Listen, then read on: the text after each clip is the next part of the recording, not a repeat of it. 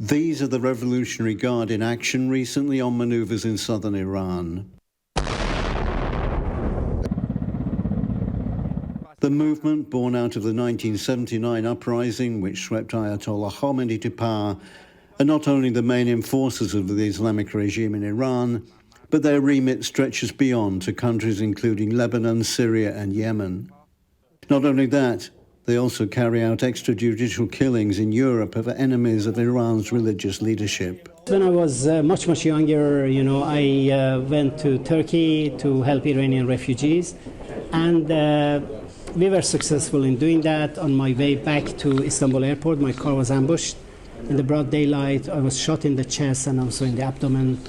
I was seriously wounded, was taken to a hospital, international hospital in Istanbul, and I was in a coma condition for 45 days at least.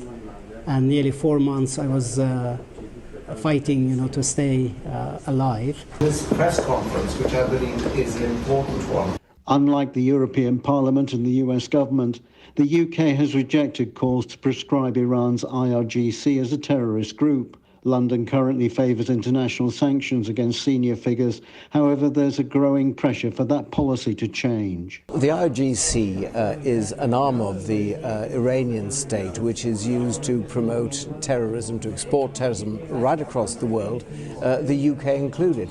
And in fact, only last year, MI5 estimated that Iranian forces were behind 10 murder and terrorism plots on British soil. That was later revised by the Metropolitan Police to 15. And the Sunday Times reported recently that the Home Secretary, Suella Braverman, considers the Irgc to be the single greatest threat to the United Kingdom. So given that we have this level of concern about the Irgc, I think that the time is long overdue for it to be proscribed as a terrorist organisation by the British government.